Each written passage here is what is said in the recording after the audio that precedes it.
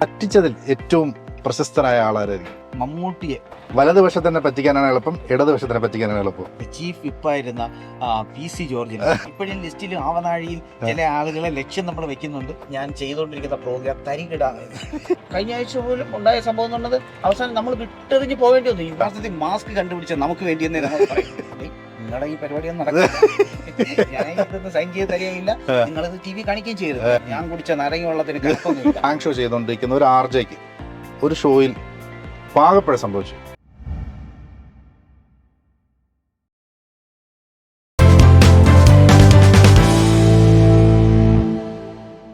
Studio One presents Footnotes with Ansil, powered by Brotherhood Groups. ചിരിക്കാം, ചിരിപ്പിക്കാം, പക്ഷേ ഒരുപാട് ചിരിച്ചാൽ കരയുന്നൊരു പഴഞ്ചൊല്ല് പണ്ട് കാലത്ത് ആൾക്കാർ പറയുമായിരുന്നു. പക്ഷേ ചിരിപ്പിച്ചതിന് ശേഷം അതൊരു വേദനയായി മാറരുത്. ഏറ്റവും കൂടുതൽ സംഭവങ്ങൾ അങ്ങനെ നടക്കുന്നത് പ്രാങ്കിൻ്റെ പേരിലാണ്. അപ്പം നമുക്കെന്നുള്ളത് ഒരു പ്രാങ്കിൻ്റെ ഉസ്താദാണ്. ഞങ്ങൾ ഈ പ്രോഗ്രാമിന്, ഈ എപ്പിസോഡ് തന്നെ പേരിട്ടിരിക്കുന്നത് പ്രാങ്കിൻ്റെ ടെണ്ടുൽക്കറെ പരിചയപ്പെടുന്ന ഒരു പ്രോഗ്രാമായിട്ടാണ്. ഇന്ന് നമ്മുടെ അതിഥി എന്ന് പറയുന്നത് പ്രദീപ് മരുതത്തൂരാണ്. 22 വർഷമായി കണ്ടിന്യൂസ് പ്രാങ്ക് ഷോകൾ മാത്രം ചെയ്ത ഒരു സൂപ്പർ സ്റ്റാർ. വെൽക്കം.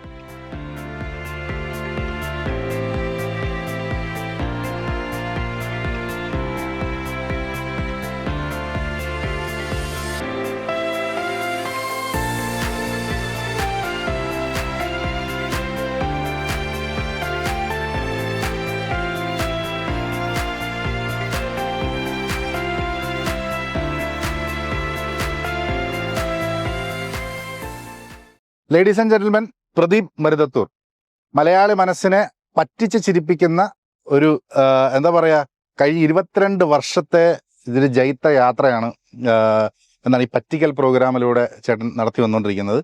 തരികിട എന്ന പ്രോഗ്രാമിൽ നിന്നും ഇപ്പം ഓ മൈ ഗോഡിലേക്ക് വന്ന് നിൽക്കുകയാണ്. ചേട്ടാ, ഈ ഒരു പ്രോഗ്രാമിലേക്ക് കടന്നു, ഈ ഒരു കോൺസെപ്റ്റിലേക്ക് നിങ്ങൾ കടന്നു വരുമോ? എങ്ങനെയാണ് ഈ കോൺസെപ്റ്റ്? യഥാർത്ഥത്തിൽ ഈ പ്രോഗ്രാം തുടങ്ങുന്നത് ഞാനല്ല. ആക്ച്വലി അത് സൂര്യ TV തുടങ്ങുന്ന സമയത്ത് തന്നെ 98 കാലഘട്ടങ്ങളിൽ അവർ ചിന്തിച്ച ഒരു പ്രോഗ്രാം ആയിരുന്നു. ബക്രയൊക്കെ അതിന്റെ ചുവട് പിടിച്ചുകൊണ്ടുള്ള പ്രോഗ്രാം. അത് തരികിട. ആദ്യത്തെ അവതാരകൻ സാബുമോനായിരുന്നു, എനിക്കറിയാവുന്ന പോലെ സാബുമോൻ. പിന്നീട് തരികിട സാബുവായിട്ട് മാറി. അതെ, അത് കഴിഞ്ഞ് കാലങ്ങൾ കഴിഞ്ഞു പോയി. 2005 ആയപ്പോൾ ആ ദൗത്യം എന്നിലേക്ക് അന്ന് തൊട്ട് തരികിട ചെയ്യാനുള്ള ഭാഗ്യം ലഭിച്ചു. തരികിട ചെയ്തുകൊണ്ടിരിക്കുകയാണ്. നമ്മൾ ഈ മലയാളിയുടെ ഹാസ്യബോധം എന്ന് പറയുന്നത് വളരെ കോംപ്ലക്സ് ആയിട്ടുള്ള ഒരു ഹാസ്യബോധമാണ്. അത് രണ്ടുപേര് ചിരിച്ചാലേ മൂന്നാമതൊരാൾ ചിരിക്കുകയുള്ളൂ. അതാണ് മലയാളിയുടെ ഒരു. അപ്പം അവരെ പറ്റിക്കുകയും വേണം, ആ പറ്റിക്കുന്നത് കണ്ട ആളുകൾ ചിരിക്കുകയും വേണം. അപ്പം അതിനൊരു മാസ്റ്റർ പ്ലാനിങ് വേണമല്ലോ. ആ സയൻസ് അതെങ്ങനെ സ്വായത്തമാക്കി? ഈ ഒന്ന് ഈ അഭിനയിക്കണം. നമ്മൾ നേരത്തെ പേഴ്സണലി സംസാരിച്ചപ്പോൾ വന്നതുപോലെ ഈ അഭിനയിക്കണമെന്ന് തോന്നൽ എൻ്റെ ഉള്ളിൻ്റെ ഉള്ളിലുണ്ട്. പക്ഷെ ഒരു സാധ്യതയും അഭിനയിക്കാൻ ഇടം കിട്ടിയിട്ടില്ല. അങ്ങനെ ഇരിക്കുന്ന ഞാൻ സ്കൂൾ തലങ്ങളിലൊക്കെ ഈ ആളുകളുടെ മുമ്പിൽ ഒരു ചമ്മല് മാറ്റാൻ, സ്വഭാവം മാറ്റാൻ ചെയ്തിരുന്നത് എന്ന് പറയുന്നത്, ഈ പ്രസംഗ മത്സരത്തിൽ നിന്നും വലുതായിട്ട് ആളുണ്ടാവില്ല. ഈ പ്രസംഗ മത്സരത്തിൽ ചുമ്മാ പോയി നിന്ന് അവിടെ നിന്ന് സംസാരിക്കും. എന്നിട്ട് പ്രസംഗ മത്സരത്തിൽ പേര് കൊടുക്കാൻ ആളുകൾ തീരെ കുറവായിരിക്കും. അവിടെ കയറി നിന്ന് സംസാരിക്കും. അങ്ങനെ ആളുകൾ മുമ്പിൽ നിന്നും ഈ ഒരു എന്താ പറയാ, ആ ഷെയ്ം മാറ്റിയ ആളാണ് ഞാൻ. പിന്നീട് പതുക്കെ ജീവിതത്തിന്റെ പല ഭാഗങ്ങളിലും വന്നു. ശ്രീകണ്ഠൻ നായർക്കൊപ്പം നമ്മൾ തമ്മിലെന്നുള്ള പ്രോഗ്രാമിനൊപ്പം ഉണ്ടായിരുന്നു. പിന്നെ വർഷങ്ങളോളം 3.5 വർഷക്കാലം ഏഷ്യാനെറ്റിലായിരുന്നു. അത് കഴിഞ്ഞിട്ടാണ് പിന്നെ മറ്റു ചാനലുകളിലേക്ക് പോകുന്നത്. അത് കഴിഞ്ഞിട്ട് സൂര്യയിൽ എത്തുമ്പോഴാണ് 2005 ഈ തരികിട ദൗത്യം ഏറ്റെടുക്കുന്നത്. അതൊരു ഭയങ്കര വിജയവും ആ പേര് തന്നെ ഒരു ഐഡന്റിറ്റി ആയി മാറി. അതെ. പിന്നീട് ഇപ്പം ഓ മൈ ഗോഡിലേക്ക് എത്തി നിൽക്കുമ്പം, ഓ മൈ ഗോഡ് ഇപ്പൊ എത്ര, ഓൾമോസ്റ്റ് ഇപ്പൊ 462ാമത്തെ എപ്പിസോഡ്. ഇതില് ഈ ഒരു പ്രോഗ്രാം അല്ലെങ്കിൽ ഒരു കോൺസെപ്റ്റ്, ഒരാളെ പറ്റിക്കണം എന്നുള്ള ഒരു കോൺസെപ്റ്റ് വരുമ്പോൾ അതിലേക്ക് എങ്ങനെയാണ് നമ്മൾ അതിന്റെ ഒരു രൂപരേഖ എങ്ങനെയാണ് തയ്യാറാക്കുന്നത്? ഇപ്പോ അൻസിലിനെയാണ് ഞാൻ പറ്റിക്കാനത്. അപ്പോൾ അൻസിലിനെ പറ്റിക്കുമ്പോൾ അൻസിൽ എന്തായിരുന്നു, ഞാൻ ഇന്ന് ഏതാണ്ട് ഒരു 1 മണിക്കൂറിന് മുമ്പ് അൻസിലിനെ പരിചയപ്പെടുമ്പോഴും അൻസിൽ എന്തൊക്കെയാണ്, അൻസിലിന്റെ ചലനങ്ങൾ എങ്ങനെ, അൻസിലിന്റെ ഫോൺകോളുകൾ എന്താണ്, അൻസിൽ ഏത് തരത്തിലാണ്, ഞാൻ ഇത് മാറിയെന്നെങ്കിലും അല്ലെങ്കിൽ അടുത്തെന്നെങ്കിലും ഞാൻ വീക്ഷിച്ചുകൊണ്ടിരിക്കുക. കാരണം ഇത് ആക്ച്വലി എന്റെ ബ്ലഡിൽ അലിഞ്ഞാണ് വേറെ. എന്നിട്ട് അതിനകത്തുനിന്ന് എനിക്ക് മനസ്സിലാക്കി, എനിക്ക് അൻസിലിനെ പറ്റിക്കണമെങ്കിൽ ഞാൻ അൻസിലിനെ പറ്റിക്കും. അത് വളരെ സീരിയസ് ആയിട്ട് തന്നെ പറ്റിക്കും. അതില് ഞാൻ ആരെ കൂട്ടുപിടിച്ചെങ്കിലും പറ്റിക്കാനുള്ള ശ്രമം നടത്തും. അതില് ഇപ്പൊ നിങ്ങൾ ഇത്രയും കാലം കോമഡി ചെയ്യുന്നു, വലിയ സംഭവമാണ് എന്ന് നിങ്ങൾ പറയുമ്പോഴും, ഞാൻ വലിയ സംഭവം എന്നുള്ള വാക്ക് ഉപയോഗിക്കാൻ കാരണം നിങ്ങളുടെ ഇത്രയും കാലത്തെ എക്സ്പീരിയൻസ് ഉള്ള ഒരാളാണ്. അങ്ങനെ നിൽക്കുമ്പോഴും എനിക്ക് നിങ്ങളെ തള്ളിയിടാൻ പിന്നെ എന്റെ ചില ഭാവത്വവും, ഞാൻ ചില ആർട്ടിസ്റ്റുകളെ ഇറക്കി ഇന്ന റൂട്ടിൽ കൂടെ പോകണമെന്ന് പറഞ്ഞാൽ അത് 75% വിജയമായിരിക്കും, ചിലപ്പോൾ 25% പരാജയമായിരിക്കും. അതിനകത്ത് പറയുന്നത് നമ്മൾ എപ്പോഴും വിജയ കഥകൾ മാത്രമേ ലോകത്ത്, പക്ഷെ ഏറ്റവും കൂടുതൽ പരാജയം ഏറ്റുവാങ്ങുന്ന ആളുകളും കൂടിയാണ്. ഇതില് ഇപ്പം ഇത്രയും വർഷത്തെ എക്സ്പീരിയൻസ്, 22 വർഷത്തിൽ ഈ 75% ഫെയിലിയർ എന്ന് പറയുമ്പം ഒരു എൻ നമ്പർ ഓഫ് പ്രോഗ്രാംസ് ഉണ്ട്. അതിൽ ഓർത്തെടുക്കാൻ പറ്റുന്ന ഏതെങ്കിലും ഉണ്ടോ? പരാജയങ്ങളാണ് നമ്മുടെ കാര്യം. അതെ, പരാജയങ്ങൾ എന്ന് പറഞ്ഞാൽ ഇപ്പൊ നമ്മൾ വലിയ കാര്യത്തിൽ നമ്മൾ ചെയ്തു. ഒരു ആർട്ടിസ്റ്റിനെ ഞാൻ പറ്റിച്ചു. ഞാൻ ആർട്ടിസ്റ്റിന്റെ പേര് പറയാൻ ആഗ്രഹിക്കുന്നില്ല, കാരണം ആർട്ടിസ്റ്റ് ഇന്നും എന്നോട് സംസാരിക്കാറില്ല. അതുകൊണ്ടാണ് ഞാൻ ആർട്ടിസ്റ്റിന്റെ പേര് പറയാത്തത്. അത് പെട്ടെന്ന് ഞങ്ങൾ ഈ തിരുവനന്തപുരത്ത് വെച്ച് ഒരു ഓണക്കാലത്ത് ഈ ചന്ദ്രശേഖരനാഥ് സ്റ്റേഡിയത്തിൽ നടക്കുന്ന ചാനലിന്റെ പരിപാടി, അപ്പൊ സൂര്യ ടിവിയുടെ പരിപാടിയാണ്. അപ്പൊ ആ സൂര്യ ടിവിയുടെ ആ ഷോ നടക്കുമ്പോൾ ഓരോ ചാനലുകൾക്ക് ഓരോ ഡേറ്റ് കൊടുത്തിരിക്കുന്നതിന്റെ അടിസ്ഥാനത്തിലാണ് ആ പ്രോഗ്രാം നടക്കുന്നത്. അപ്പം അങ്ങനെ നടന്നുകൊണ്ടിരിക്കുന്ന സമയത്ത് അന്ന് വിജയബാബു, അന്ന് ഞങ്ങളുടെ വൈസ് പ്രസിഡന്റ് ആയിരുന്ന വിജയബാബു സാറ് പറഞ്ഞു, നമ്മുടെ കോർഡിനേറ്റ് ചെയ്തുകൊണ്ടിരിക്കുന്ന താരമുണ്ട്, ഒരു പണി ഇപ്പൊ കൊടുക്കണം. പുള്ളി എല്ലാം സഡനാണ്. അപ്പം പുള്ളിക്ക് പെട്ടെന്ന് പണി കൊടുക്കണം. ഞാൻ പറഞ്ഞു, സാറേ ഇത് നടക്കുന്ന കാര്യമല്ല, കാരണം ഇതിപ്പം ഈ പ്രോഗ്രാമിന്റെ ബാക്ക്ഗ്രൗണ്ടിൽ നിൽക്കുകയും ബാക്ക് സ്റ്റേജ് നോക്കിക്കൊണ്ടിരിക്കുകയും ചെയ്യുന്ന എനിക്ക് പെട്ടെന്ന് അങ്ങനെ ഒരു കാര്യം ചെയ്യാനായിട്ട് പ്രയാസമുണ്ട്. അങ്ങനെ നിൽക്കുന്ന സമയത്ത് പുള്ളി പറഞ്ഞു, എനിക്കറിയണ്ട, ഇപ്പൊ നമുക്ക് ചെയ്യണം, അതിനുള്ള വഴി നോക്കുന്നു പറഞ്ഞു. കാരണം വിത്തിൻ സെക്കൻഡ് ബാക്കി കാര്യങ്ങളൊക്കെ ഒരുക്കി പെട്ടെന്ന് ലേപ്പിൽ വരുത്തി ബാക്കി കാര്യങ്ങളെല്ലാം സെറ്റ് ചെയ്ത് നമ്മൾ ചെയ്യുമ്പോ സംഭവിക്കുന്നത് ഒരു ആ സ്റ്റേജിന്റെ അവിടെ ഒരു പിച്ചക്കാരനായിട്ട് ഒരാൾ വന്നു. പിച്ചക്കാരൻ ചെയ്യുന്ന കാര്യം എന്ന് പറയുന്നത് നേരെ വന്ന് ഇവരോട് കയർക്കുന്നതാണ് സംഭവം. അപ്പം ഇവരെ അടുത്തടുത്ത് പോയി ഇവരെ അടുത്തേക്ക് എത്തുന്നു. അപ്പൊ എത്തുന്ന സമയത്ത് പുള്ളിക്കാരിക്ക് ഉണ്ടാവുന്ന ഫീലിങ്സ് ആണ് സംഭവം. അവർ നന്നായി പ്രതികരിച്ചു, പക്ഷെ അത് എയറിൽ വിടാൻ അവരനുവദിച്ചു. ഇതാണ് ഇതിന്റെ ഒരു ബാക്ക് ഫയർ ചെയ്യുന്ന ഒരു പ്രധാനപ്പെട്ട പ്രശ്നം. മണിക്കൂറിന്റെ അധ്വാനം എന്ന് അറിയാം. ഏതാണ്ട് എൻ്റെ കൂടെ പറയുന്നത് 2.5 മണിക്ക്. ഞാൻ ഈ ഷോ തുടങ്ങാൻ വേണ്ടി 5.5 മണിക്കാണ് ഞാൻ ഓടി അരച്ച് ഇത്രയും എക്യുപ്മെന്റ്സ് സെറ്റ് ചെയ്ത് ഇവിടുന്നൊക്കെ വാടകയ്ക്ക് എടുത്ത്, കാരണം കൊച്ചിയിൽ നിന്ന് വന്ന സാധനങ്ങളാണ്, ഇവിടുന്ന് പെട്ടെന്ന് അങ്ങനെയുള്ള സംവിധാനം ചെയ്യാനായിട്ടില്ല. അപ്പൊ ഇവിടെ ഇതെല്ലാം ചെയ്ത് വാടകയ്ക്ക് എടുത്ത് കാര്യങ്ങളൊക്കെ ചെയ്ത് ആർട്ടിസ്റ്റിനെ വരുത്തി ഇതെല്ലാം ചെയ്യാൻ നിൽക്കുമ്പോൾ അവസാനം സംഭവിക്കുന്ന കാര്യം ഇതാണ്. ഇത്രയും ആളുകൾ കണ്ടോണ്ടിരിക്കുന്നു, ആളുകൾ ചോദിക്കുന്നു ഇതെന്ന് ടി വിയിൽ വരും എന്ന് ചോദിക്കുകയാണ്. തിരിച്ച് ആളുകളോട് പറയാൻ ഉത്തരവില്ല. തിരിച്ച് അന്ന് മുതൽ അവരെന്നെ ശത്രുവായിട്ടാണ് കണ്ടിരിക്കുന്നത്. അത് മാത്രമല്ല, നമ്മൾ ഇങ്ങനത്തെ ഒരു ആക്ടിവിറ്റിക്ക് പോകുമ്പോൾ നമുക്ക് എപ്പോഴും ഒരു ടീം നമുക്ക് വേണം. ഇതിൽ ഒരാൾ പാളിപ്പോയാൽ അതിലൊരു ആ ഒരു സെലക്ഷൻ പ്രോസസ് എങ്ങനെ നടക്കും?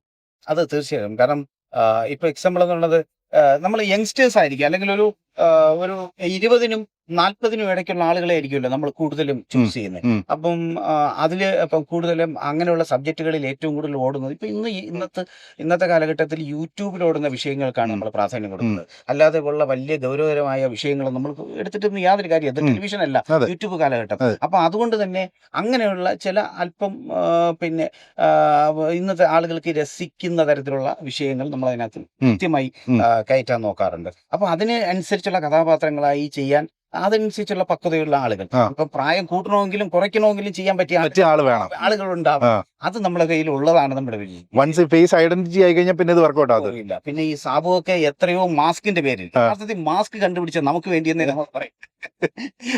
കോവിഡ് കാലഘട്ടത്തിന് മുമ്പേ മാസ്ക് ഉപയോഗിച്ച ആൾക്കാരാണ് നമ്മൾ. ഒരു പത്രത്തിലും വാർത്ത വന്നില്ല, കാരണം മാസ്ക് നമ്മൾ ബൾക്ക് കണക്കിന് വാങ്ങിച്ചിട്ടുണ്ട്. എന്റെ ബാഗ് ഇപ്പൊ പരിശോധിച്ച് നോക്കിയാൽ എല്ലാം അതിനകത്ത് മാസ്ക് ഉണ്ടാവും. കാരണം ഇവർക്കൊക്കെ അഡീഷണൽ ഒരു മാസ്ക് എപ്പോ വേണം ഉപയോഗിക്കേണ്ടി വരും, കാരണം കണ്ടിട്ടുണ്ടാവും. ചിലപ്പോൾ നമ്മളെ കണ്ടിട്ടുണ്ടായാൽ എങ്ങനെ പറ്റിക്കാൻ പറ്റും. അതുകൊണ്ട് അഡീഷണൽ ആയിട്ട് മാസ്ക് ഒക്കെ വെച്ച് ഒരു അഡീഷണൽ തൊപ്പിയൊക്കെ വെക്കുമ്പോൾ ആളങ്ങ് മാറുകയാണ്. ഇപ്പം ചേട്ടൻ പറയും, ഇതിപ്പോ നമ്മള് മുമ്പ് ടെലിവിഷനിലായിരുന്നെങ്കിൽ എപ്പോഴും അതിനൊരു സർപ്രൈസ് വാല്യൂ കൂടുതലായിരുന്നു. നമ്മൾ ഒരു ഇന്റർവെൽ ഇട്ട് അത് കഴിഞ്ഞിട്ട് നമ്മളത് ലാസ്റ്റിൽ ക്ലൈമാക്സിൽ പ്ലേസ് ചെയ്ത്. പക്ഷെ നമ്മളിപ്പോൾ ഇതിനെ പ്ലേസ് ചെയ്തിരിക്കുന്നത് ഡിജിറ്റലിലാണ്. അത് ഒറ്റ സ്വൈപ്പിന് നേരെ നമുക്ക് ക്ലൈമാക്സ് കാണാം. അപ്പൊ അതിന്റെ ഒരു വാല്യൂ കുറഞ്ഞു. ഓക്കെ, അത് സംഭവം. കാരണം നമ്മൾ ഈ ഷോ എന്ന് പറയുന്നത് ഒന്ന് രസിച്ചിരുന്ന് കാണുന്നതാണ്. 20 മിനിറ്റ് സാധനം എന്ന് പറയുന്നത് ഓക്കെ എന്ത് പറഞ്ഞു പോകുന്നു, ഇപ്പം ഈ അടിപിടി ബോളമൊക്കെ പണ്ടൊക്കെ ആയിരുന്നെങ്കിൽ ഏതാണ്ട് ഒരു 3-4 മിനിറ്റ് ഒക്കെ നിൽക്കും. ഇപ്പൊ അങ്ങനെയല്ല, ഏത് നിമിഷത്തിലും അത് വരാം.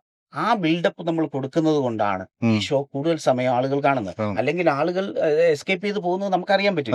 ഏതാണ്ട് 20 മിനിറ്റിനകത്ത് എത്ര മിനിറ്റ് കാണും എന്നുള്ളത് നമുക്ക്. അപ്പൊ അതൊരു വലിയ ടാസ്ക് ആണ്. നമ്മളെ സംബന്ധിച്ചും യൂട്യൂബിൽ ഓടിയാൽ മാത്രമേ ഇതിനകത്ത് റവന്യൂ ഉണ്ടാവുള്ളൂ. അപ്പൊ നമ്മൾ അതായത് മുമ്പ് ടെലിവിഷനിൽ ഈ സാധനം എങ്ങനെയാണോ പ്ലാൻ ചെയ്യുന്നത് അതിന് ഡബിൾ എഫേർട്ടാണ് ഇപ്പോൾ.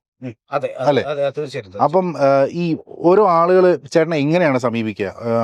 അത് റാൻഡം ആയിട്ട് വരുമോ, അതോ സെലക്ഷൻ പ്രോസസ്സ് അങ്ങോട്ട് പോവുമോ, അല്ലെങ്കിൽ നമുക്ക് ഇന്ന ആളിങ്ങനെ ചെയ്ത അങ്ങനെയാണോ? അതിൻ്റെ ഒരു വകുപ്പ് എങ്ങനെയാ? നമ്മുടെ എപ്പിസോഡിന്റെ അവസാനവും നമ്മൾ പറയുന്നുണ്ട്, നിങ്ങൾക്ക് ആരെങ്കിലും, നിങ്ങൾ കൂടെയുള്ള ആരെങ്കിലും പ്രാങ്ക് ചെയ്യണമെങ്കിൽ ഉം. കോൺടാക്ട് ചെയ്യുക എന്ന് പറഞ്ഞു. ഉം. അപ്പോൾ ഈ കോൺടാക്ട് ചെയ്യുമ്പോൾ സ്വാഭാവികമായിട്ട് ആ കോൾ വരുന്നത് എനിക്കാണ്.